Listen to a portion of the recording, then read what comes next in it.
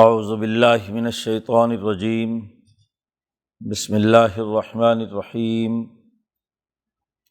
الم تروا ان اللہ سخر لکم ما فی السماوات وما فی الارض واسبغ علیکم نعمہ ظاہرۃ وباطنہ ومن الناس من یجادل فی اللہ بغیر علم ولا ھدی ولا کتاب منیر وَإِذَا قِيلَ لَهُمُ اتَّبِعُوا مَا أَنزَلَ اللَّهُ قَالُوا بَلْ نَتَّبِعُ مَا وَجَدْنَا عَلَيْهِ آبَاءَنَا أَوَلَوْ كَانَ الشَّيْطَانُ يَدْعُوهُمْ إِلَىٰ عَذَابِ السَّعِيرِ وَمَن يُسْلِمْ وَجْهَهُ إِلَى اللَّهِ وَهُوَ مُحْسِنٌ فَقَدِ اسْتَمْسَكَ بِالْعُرْوَةِ الْوُثْقَىٰ وَإِلَى اللَّهِ عَاقِبَةُ الْأُمُورِ وَمَن كَفَرَ فَلَا يَحْزُنكَ كُفْرُهُ إِلَيْنَا مَرْجِعُهُمْ فَنُنَبِّئُهُم بِمَا عَمِلُوا إِنَّ اللَّهَ عَلِيمٌ بِذَاتِ الصُّدُورِ نُمَتِّعُهُمْ قَلِيلًا ثُمَّ نَضْطَرُّهُمْ إِلَىٰ عَذَابٍ غَلِيظٍ وَلَئِن سَأَلْتَهُم مَّنْ خَلَقَ السَّمَاوَاتِ وَالْأَرْضَ لَيَقُولُنَّ اللَّهُ قُلِ الْحَمْدُ لِلَّهِ بَلْ أَكْثَرُهُمْ لَا يَعْلَمُونَ لِلَّهِ مَا فِي السَّمَاوَاتِ وَالْأَرْضِ إِنَّ اللَّهَ هُوَ الْغَنِيُّ الْحَمِيدُ وَلَوْ أَنَّ مَا فِي الْأَرْضِ مِن شَجَرٍ اقلام والبحر يمدہ من بعدہ سبعۃ ابحر ما نفدت کلمات اللہ ان اللہ عزیز حکیم ما خلقکم ولا بعثکم الا کنفس واحدہ ان اللہ سمیع بصیر الم تر ان اللہ یولج اللیل فی النہار وَيُولِجُ النَّهَارَ فِي اللَّيْلِ وَسَخَّرَ الشَّمْسَ وَالْقَمَرَ كُلٌّ يَجْرِي إِلَىٰ أَجَلٍ مُّسَمًّى وَأَنَّ اللَّهَ بِمَا تَعْمَلُونَ خَبِيرٌ ذَلِكَ بِأَنَّ اللَّهَ هُوَ الْحَقُّ وَأَنَّ مَا يَدْعُونَ مِن دُونِهِ الْبَاطِلُ وَأَنَّ اللَّهَ هُوَ الْعَلِيُّ الْكَبِيرُ صدق اللہ العظیم۔ یہ سورۃ لقمان کا تیسرا رکوع ہے۔ اس سورت کا بنیادی موضوع کتاب حکیم کی آیات سے متعارف کرانا ہے، حکمت عملی اور عقلی بنیادوں پر چیزوں کو پرکھنا، سوچنا اور اس کے بارے میں درست رائے قائم کرنا، یہ حکمت کا بنیادی تقاضا ہے۔ پہلے رکوع میں خود حکمت کی حقیقت اور ماہیت بیان کی تھی، اور دوسرے رکوع میں حضرت لقمان علیہ السلام کی پر از حکمت باتیں بیان کی گئی تھیں۔ سائبین کے جو انبیاء ہیں انہوں نے عقل و شعور اور حکمت سے انسانیت کے لیے جو باتیں دریافت کیں اور اللہ پاک نے انہیں عطا کی، وہی باتیں ہیں جنہیں بعد میں حنیفی تحریک کے انبیاء نے ایک باقاعدہ سسٹم کے تحت انسانیت کے لیے اس کا نفاذ کیا۔ تو اس لیے پچھلے رکوع میں اللہ پاک نے فرمایا وَلَقَدْ آتَيْنَا لُقْمَانَ الْحِکْمَةَ، ہم نے لقمان کو حکمت عطا کی تھی کہ وہ اپنی عقل و شعور کی بنیاد پر، عقل و شعور کے ذریعے سے مالائے اعلیٰ کے علوم حاصل کر کے انسانیت کو بتاتے تھے۔ اس کے 10 امور پچھلے رکوع میں بیان کیے گئے۔ اب یہاں سے جو پہلا اصول ہے جس میں یہ بنیادی بات کہی گئی تھی کہ انشکر للہ، اللہ کا شکر ادا کیجیے اور اللہ کے ساتھ کسی کو شریک مت ٹھہرائیے۔ یہ چونکہ حقیقت الحقائق تک رسائی کی بنیادی تصویر ہے، کیونکہ عقل و شعور اور حکمت میں جب تک مرکز متعین نہ کیا جائے، زیرو پوائنٹ مقرر نہ کیا جائے، تو باقی تمام ڈائمینشنز اور تمام اس پر استوار عمارت درست نہیں ہو سکتی۔ آپ کچھ تو تعین کریں گے۔ تو کائنات کے خالق و مالک ذات باری تعالیٰ کی مرکزیت، وحدانیت اور اس کے شکر کے احساس کے ساتھ جب آپ تمام اعمال کا جائزہ لیں گے تو ایک منظم اور مربوط نظام سمجھ میں آئے گا۔ اور اللہ کے ساتھ اگر کسی کو شریک ٹھہرانا اس کو جائز قرار دیا جائے تو اس کا مطلب یہ ہے کہ آپ نے دو مرکز مان لیے۔ تو دنیا کے کسی علم میں دو زیرو پوائنٹ نہیں ہوتے، نہ انجینئرنگ میں، نہ میڈیکل سائنسز میں، نہ کسی اور حکمت میں۔ مرکز ایک ہی ہوتا ہے، اسی سے ہی تمام پیمائشیں لے کر چلتے ہیں، اسی کی بنیاد پر تمام امور سر انجام پاتے ہیں۔ مرکز دو ہو جائیں تو سسٹم میں افتراق و انتشار اور بنیادی ڈھانچہ ہی ہل کر رہ جاتا ہے۔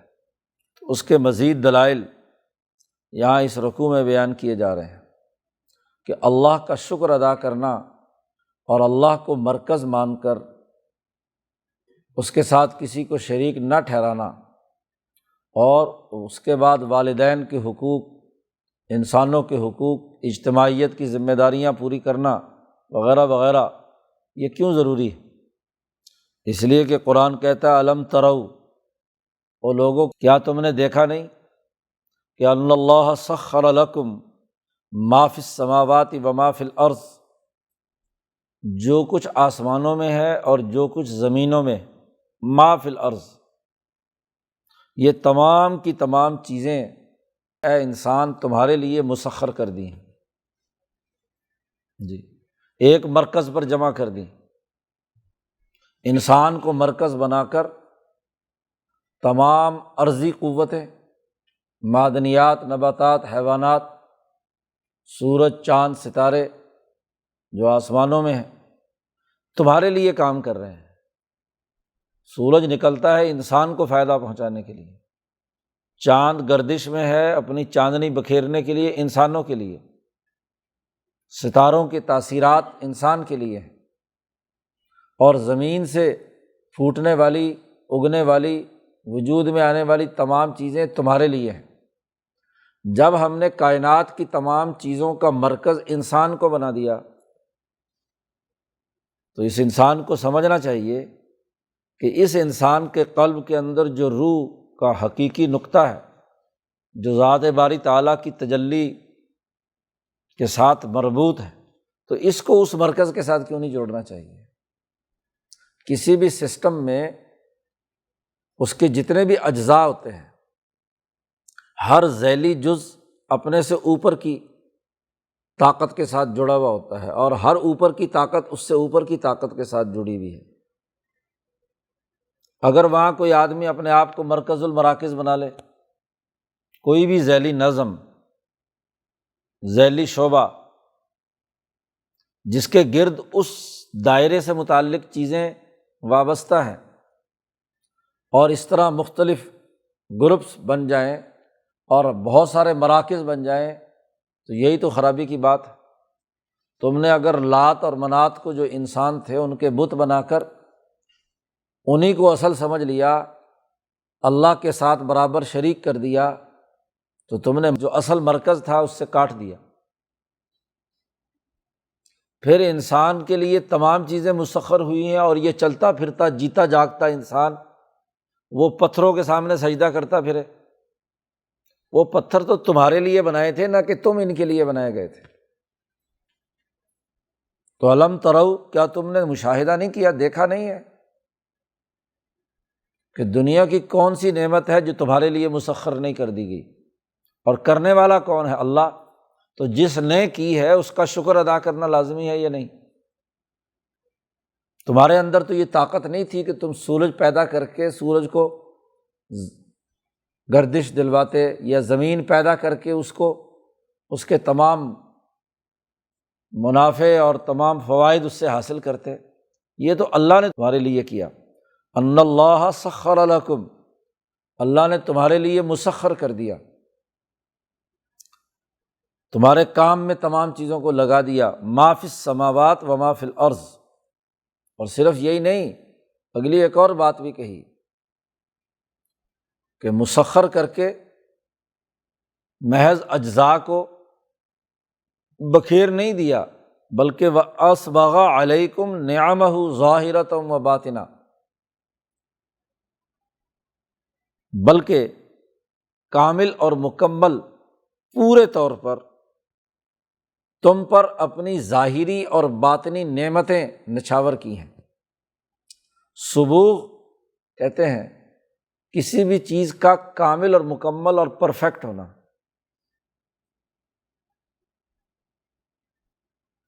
اجزاء کے اندر جتنا زیادہ کیمیائی تعامل مضبوط ہوگا اتنی وہ پرفیکٹ ہوگی۔ امام شاہ ولی اللہ نے اس کو بڑی اچھی مثال سے سمجھایا ہے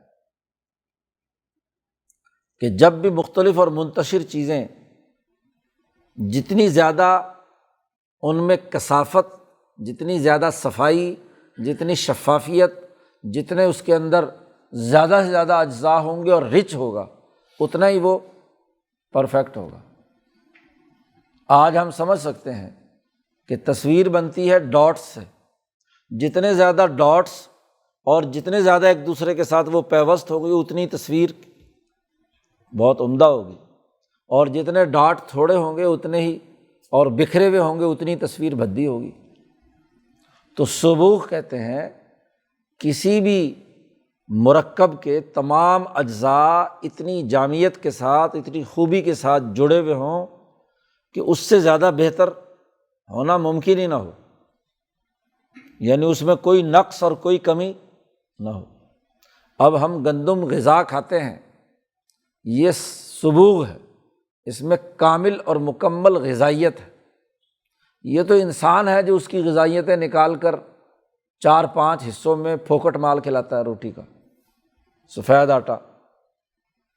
اللہ نے جو بنایا تھا تو اس میں تمام چیزیں، تمام اجزاء شامل کیے تھے انسان کی غذائیت کے لیے۔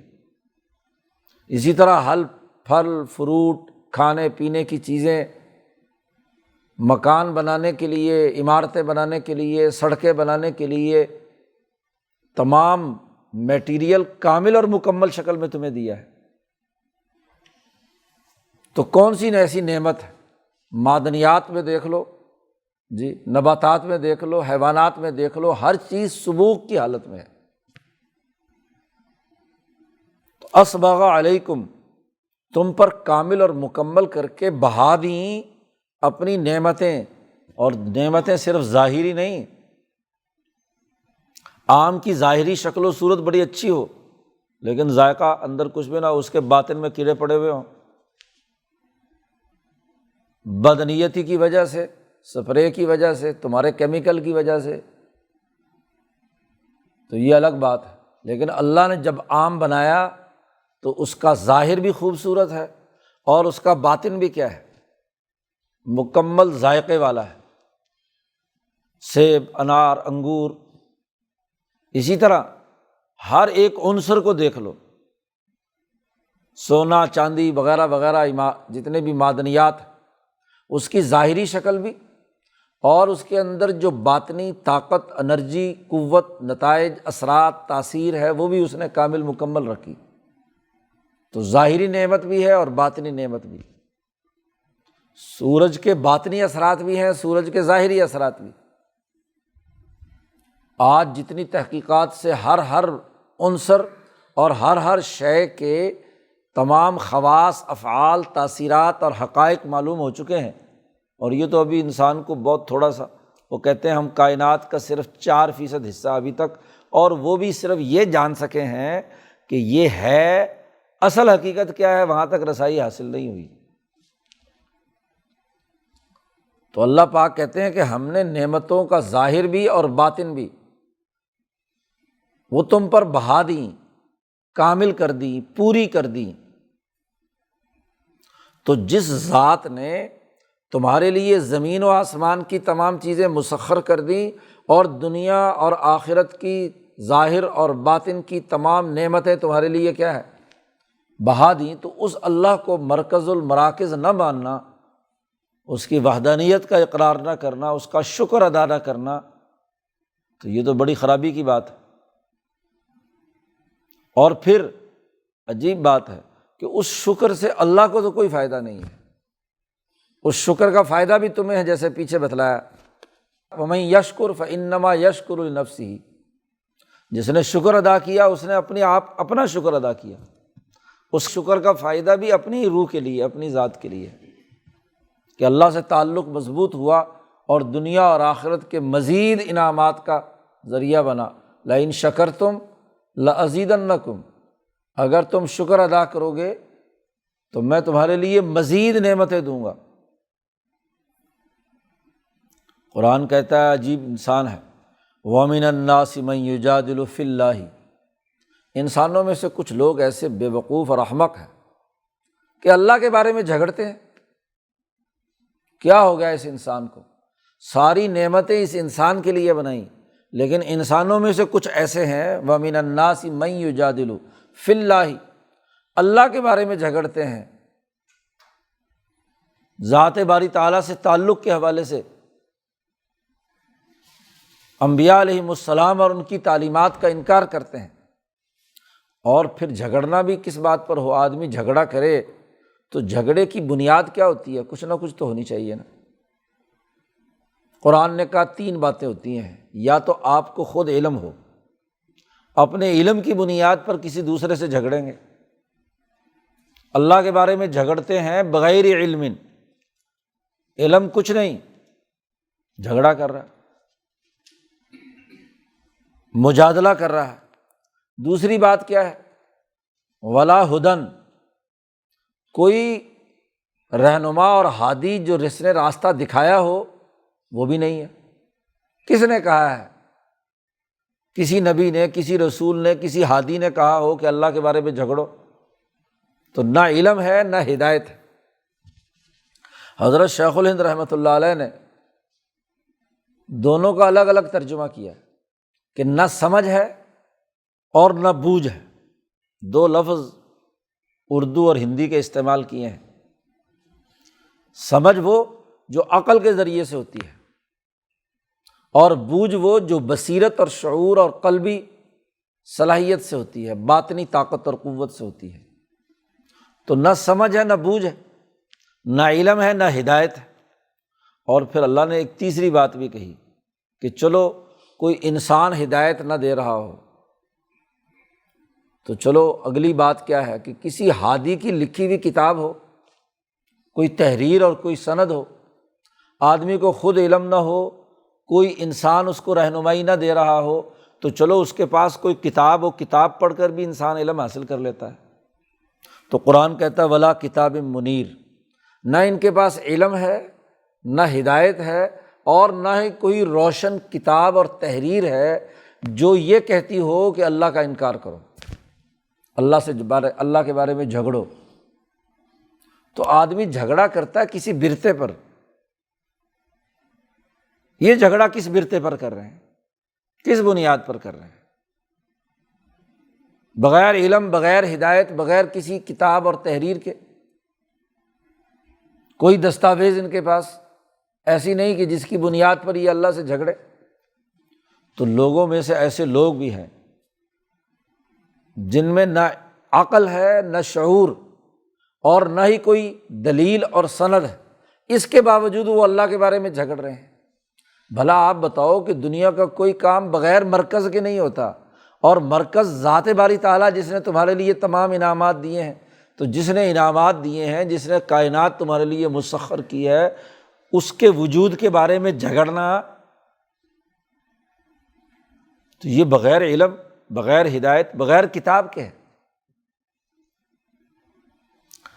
اچھا، اگر ان سے پوچھا جائے کہ کیوں جھگڑتے ہو، اللہ کو کیوں نہیں مانتے، تو کیا کہتے ہیں؟ وَإِذَا قِيلَ لَهُمْ، جب ان سے کہا جاتا ہے کہ اتبعوا ما انزل اللہ، اللہ نے جو حکم نازل کیا ہے، جو علم بھی ہے اور اس علم کی سمجھ اور بوجھ پیدا کرنے والا نبی ہدایت بھی دے رہا ہے اور کتاب منیر بھی ہے،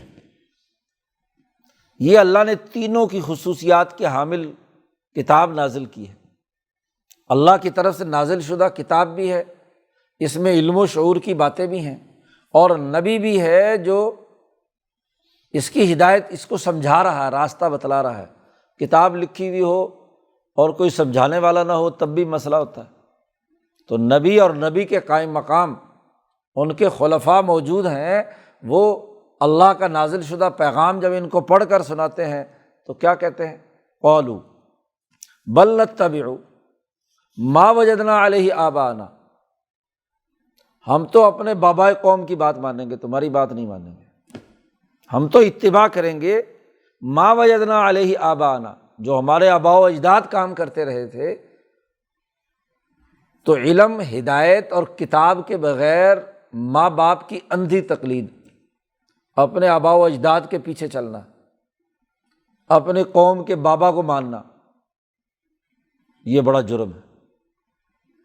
قرآن نے بڑا طنز کیا، اولو کان الشیطان یدعوہم الی عذاب السعیر، تمہارے باپ دادے کو اور تمہارے بابا قوم کو شیطان لے جا کر جہنم میں پھینک رہا ہو تو تب بھی تم ان کے پیچھے چلو گے؟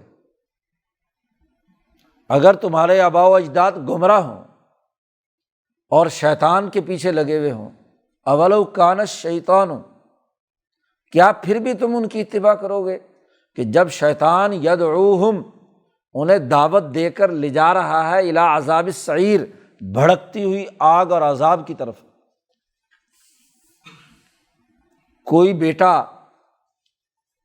کیا اس وقت بھی باپ کے پیچھے چلے گا جب باپ کو پکڑ کر آگ میں ڈالا جا رہا ہو؟ جی عقل کی بات تو سوچو۔ یہ سورت حکمت پر مشتمل ہے، عقلی طور پر بات سمجھا رہی ہے۔ عقلی طور پر کسی بھی معاملے میں کوئی کام کرنے کے لیے علم ہونا چاہیے، ہدایت ہونی چاہیے یا کتاب ہونی چاہیے، اور اگر یہ نہیں ہے اور محض آباء و اجداد کی اندھی تقلید ہے، جیسا پروپیگنڈا کریں، جیسے لیڈر بیانات دیں، جیسے ڈاکٹر لوگ کسی مرض کا پروپیگنڈا کر دیں، سارے لوگ اسی کے پیچھے چلے جائیں چاہے وہ عذاب میں لے جائے۔ پوری دنیا انسانیت عذاب میں مبتلا ہے، شیطان ان تمام کو کھینچ کر ان کی اجتماعیت کو توڑ کر انفرادیت کے عذاب میں مبتلا کر رہا ہے۔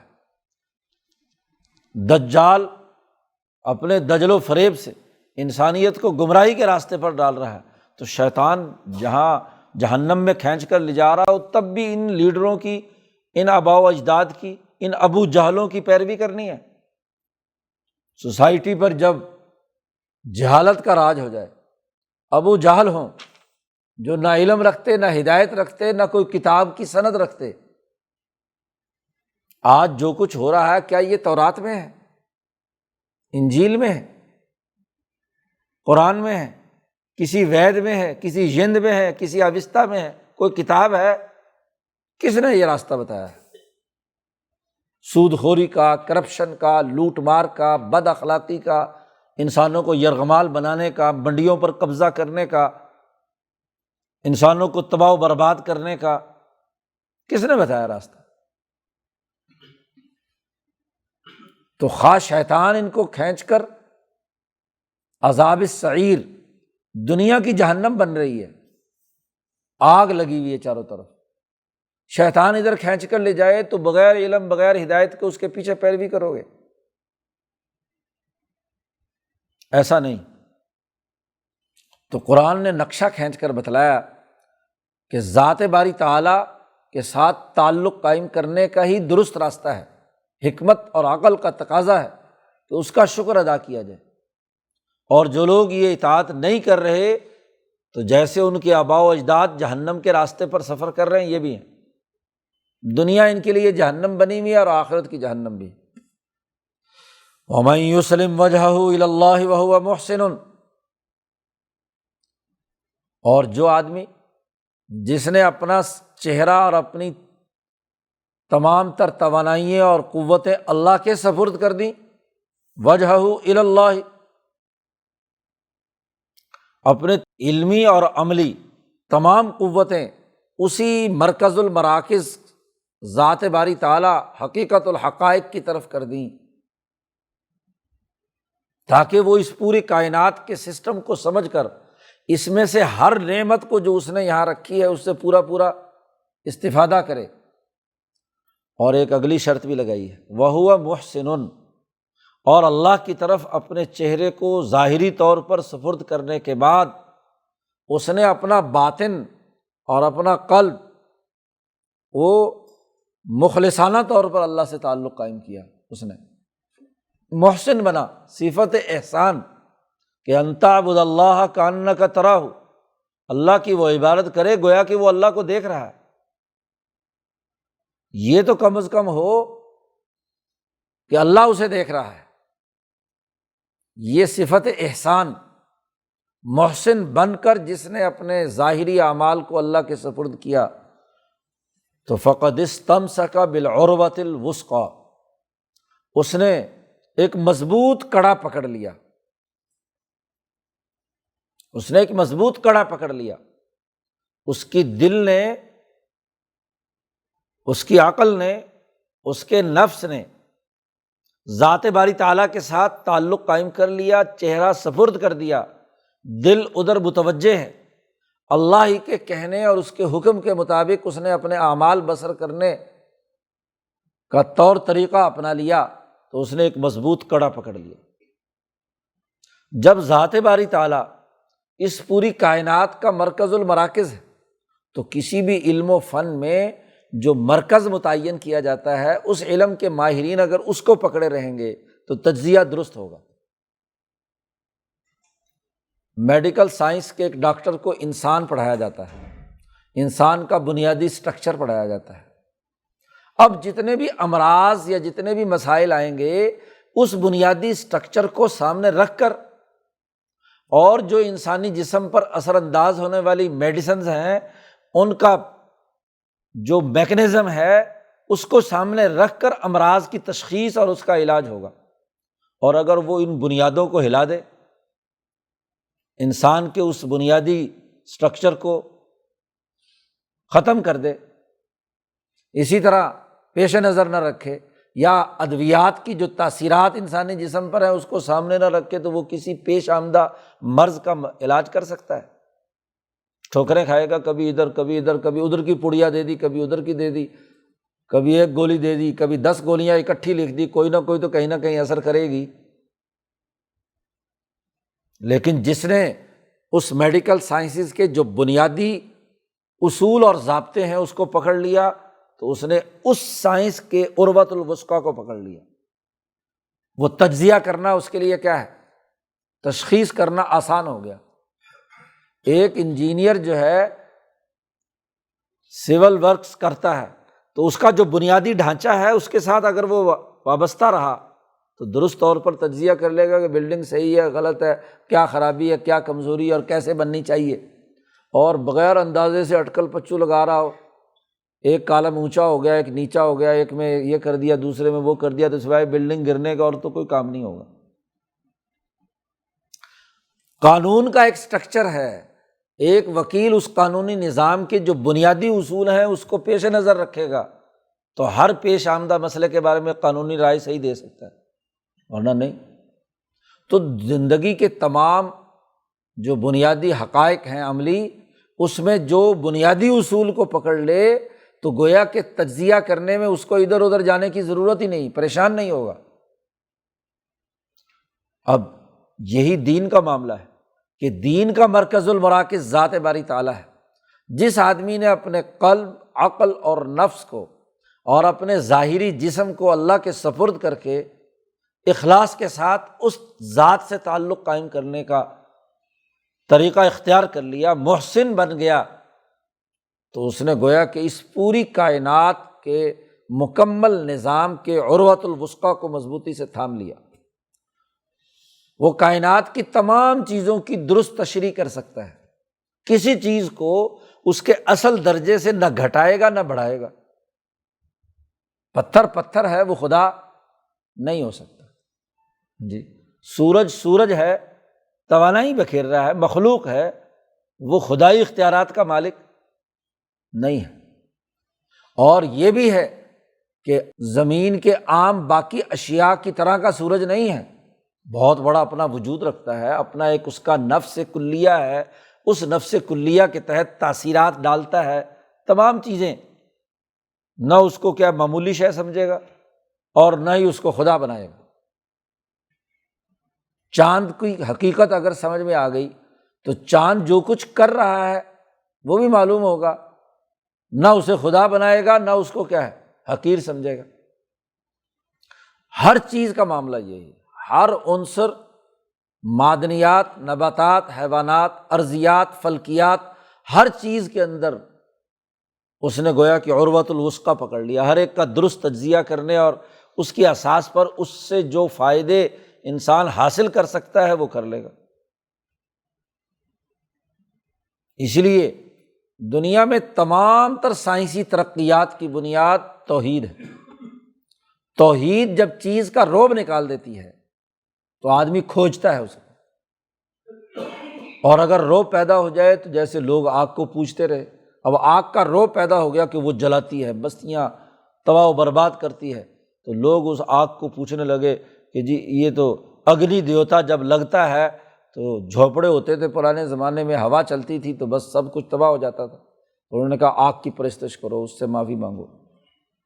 جب آگ کا رعب یا اس کا خوف اور دہشت پیدا ہوئی تو اس کو خدا بنا لیا۔ لیکن جب آدمی خدا سمجھے بغیر اس کی تحقیق کرتا ہے تو آگ کی اصل حقیقت سمجھ میں آئے گی، اس کے لگنے کی وجوہات سمجھ میں آئیں گی، اس سے بچاؤ کے طریقہ کار اپنائے گا۔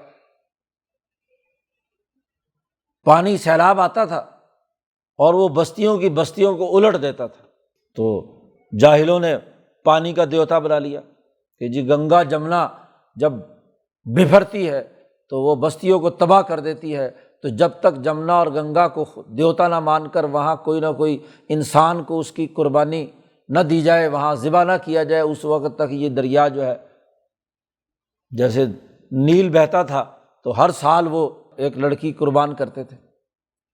عمر فاروق کو پتہ چلا تو عمر فاروق رضی اللہ تعالیٰ عنہ نے ایک پرچہ لکھا، کہا کہ یہ نیل میں ڈال دو۔ اس میں پرچے میں 2 جملے لکھے، اے نیل، اگر تو اللہ کے حکم سے چلتا ہے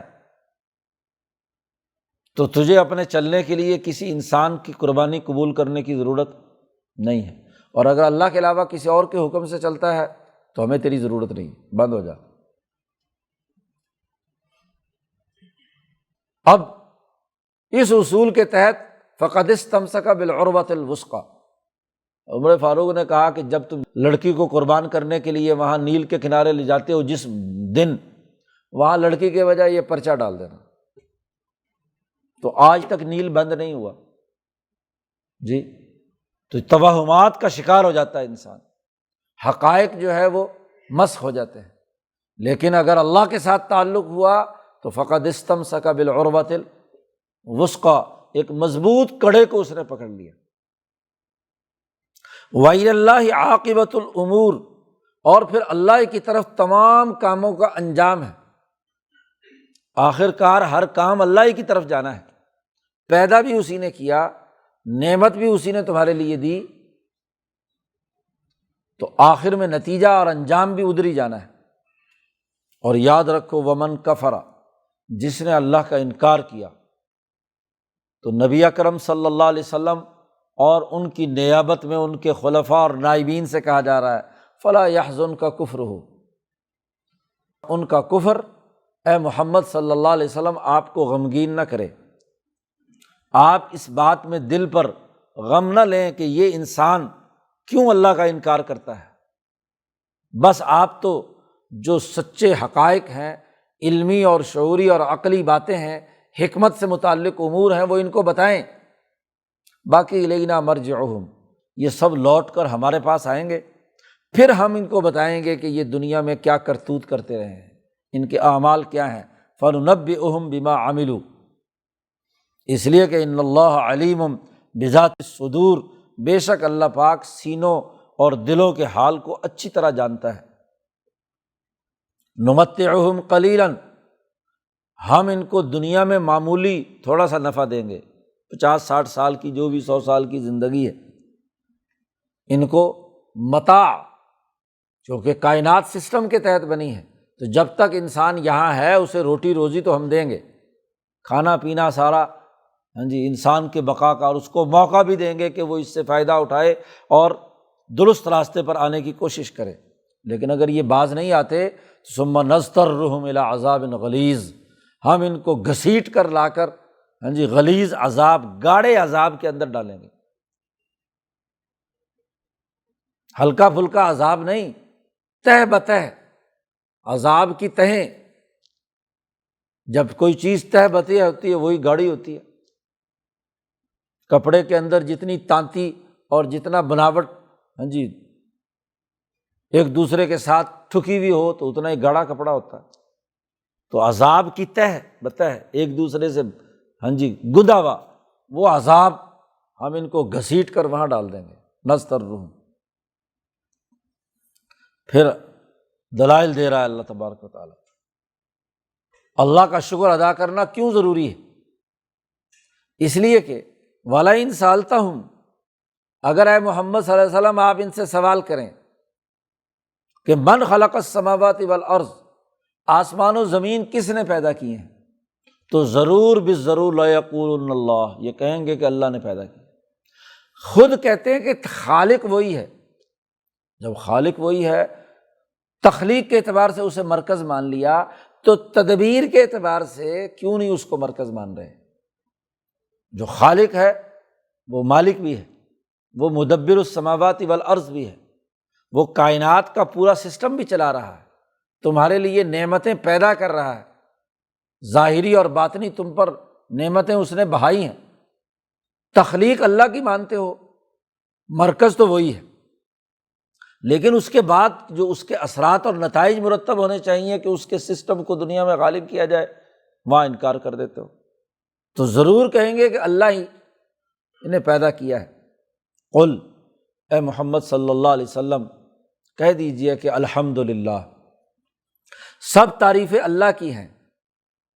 یہ بات تم نے درست کہی ہے، لیکن اس کے اگلے نتائج بھی تو مانو، بل اکثرہم لا یعلمون، ان کی اکثریت علم نہیں رکھتی، جانتے نہیں ہیں۔ علم تو وہ ہوتا ہے کہ جب آپ نے کسی چیز کی تخلیق کا مرکز مان لیا تو اس کے نتائج، اس کی وجہ سے جتنا پورا سسٹم ہے اس کو اس سے مربوط کر کے سمجھا جائے، یہ علمی طریقہ کار ہے۔ مرکز ایک کو مان رہے ہیں کہ خالق یہ ہے، اور پھر اس خالق کے ساتھ دوسروں کو شریک ٹھہرا رہے ہیں، تو یہ تو غیر علمی طریقہ ہے، یہ علمی منہج نہیں ہے۔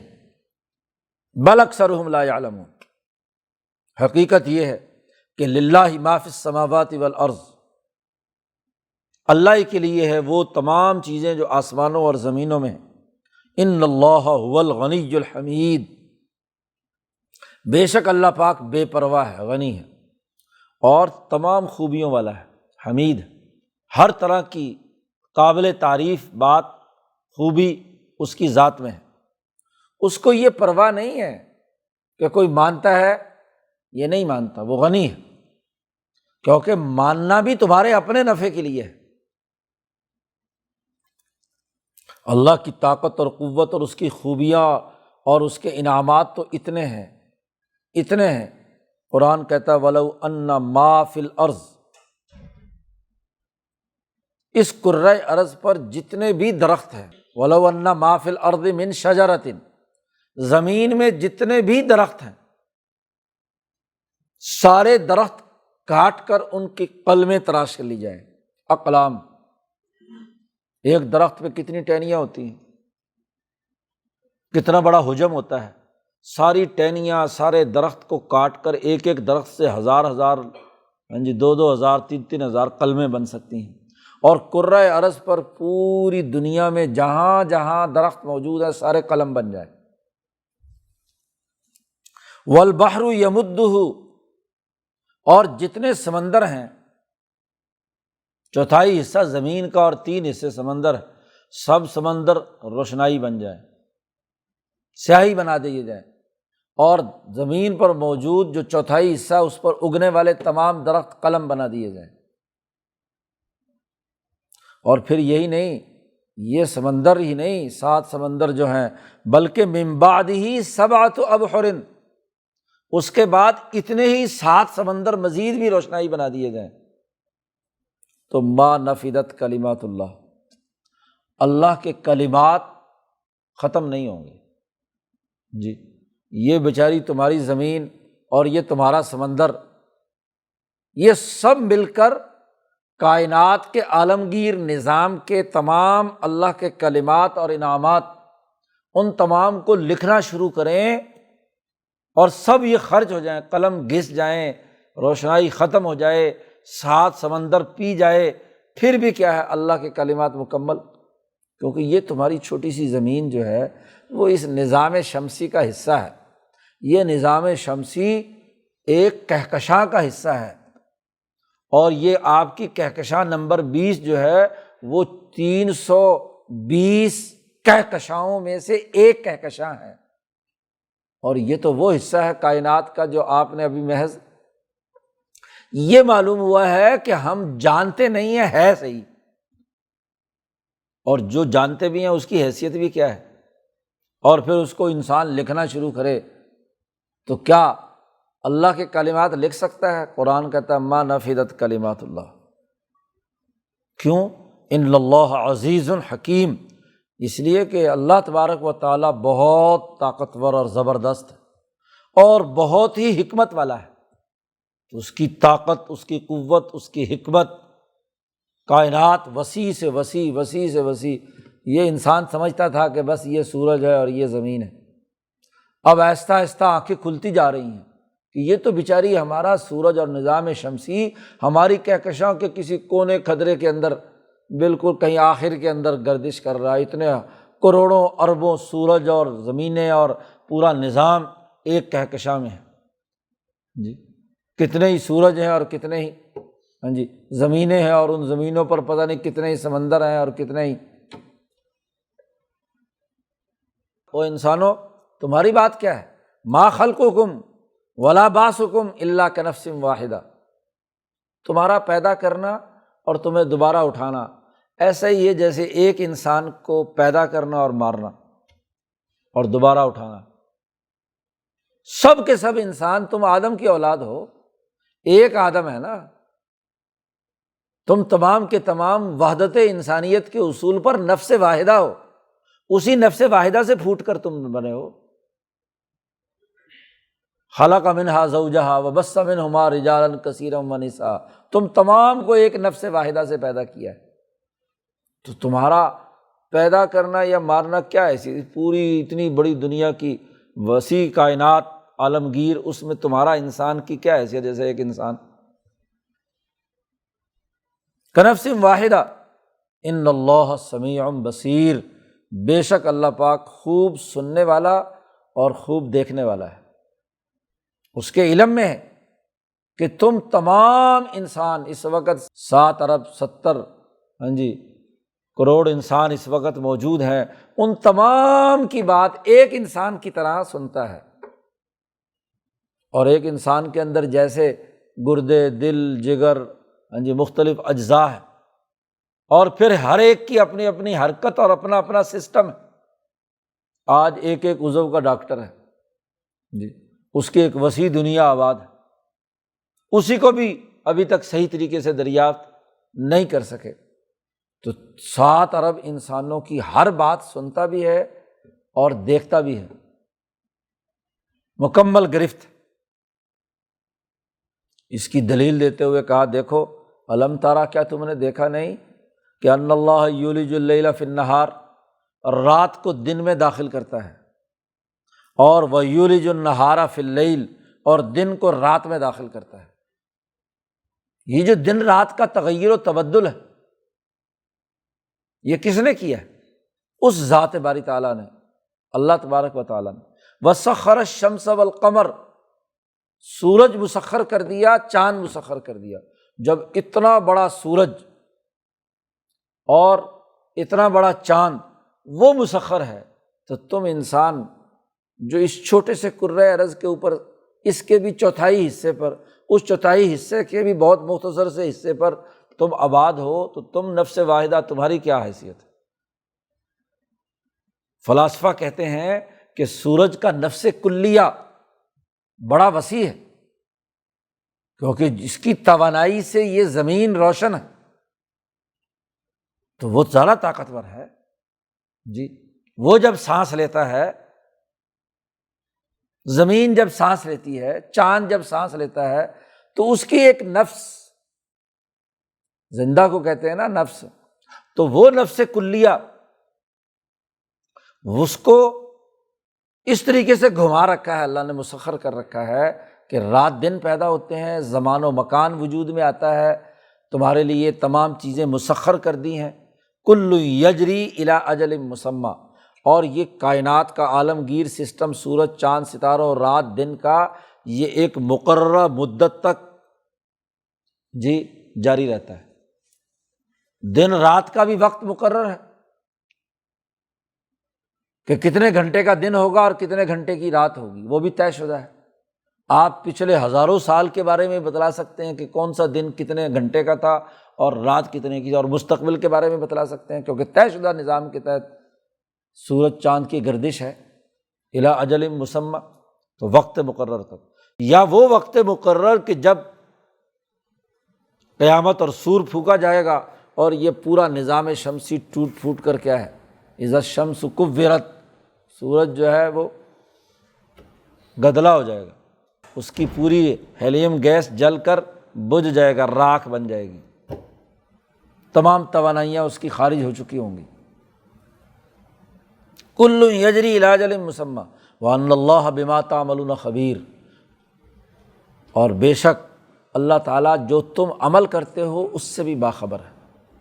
چھوٹی سے چھوٹی تمہاری ہر حرکت، ہر عمل، قلب کا ہر ارادہ اس سے بھی باخبر ہے، اور کائنات کی بڑی سے بڑی چیز سورج اور چاند، انسان اپنی آنکھ کے مشاہدے سے سورج سے بڑھ کر تو کسی اور چیز کو نہیں دیکھتا، وہ بھی مسخر ہے۔ اور یہ کیوں ہے؟ ذالک، اس کی وجہ یہ ہے کہ بِأَنَّ اللَّهَ هُوَ الْحَقُّ، اللہ تبارک و تعالیٰ ہی بنیادی حق ہے، اس کائنات کا حقیقت ہے، وہی سچا ہے، وہی حق ہے۔ اور وَأَنَّ مَا يَدْعُونَ مِن دُونِهِ الْبَاطِلُ، اللہ کو چھوڑ کر جس کو یہ پکار رہے ہیں وہ باطل ہے۔ اس نے نہ کچھ پیدا کیا، نہ کوئی سسٹم بنایا، نہ کسی کو مسخر کیا، نفع نقصان کا تو وہ مالک نہیں ہے، اور اس کو اللہ کے مقابلے میں لا رہے ہیں تو باطل نہیں تو اور کیا ہو۔ وَأَنَّ اللَّهَ هُوَ الْعَلِيُّ الْكَبِيرُ، اور بے شک اللہ تعالیٰ ہی بہت بلند تر العلی ہے اور بہت بڑا ہے، سب سے اوپر ہے۔ العلی علو بلندی کو کہتے ہیں، کائنات کی تمام مخلوقات سے سب سے بلند تر ہے۔ تم سورج کو بلند سمجھ کر مانتے ہو، تم کسی پتھر کے بت کو بلند جگہ پر رکھ کر پوجتے ہو، یہ بیچارے کیا علی ہیں، یہ کیا علو ہے ان کے اندر کیا بلندی ہے؟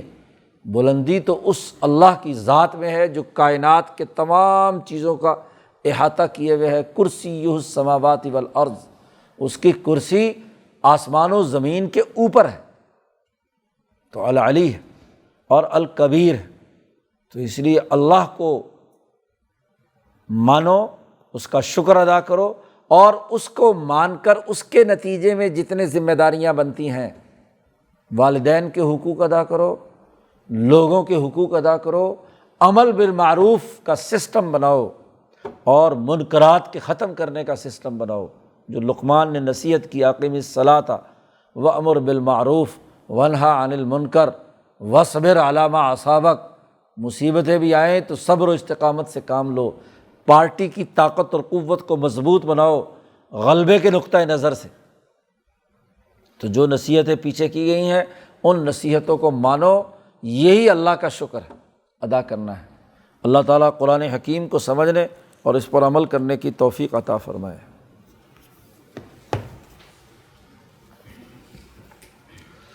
اللہ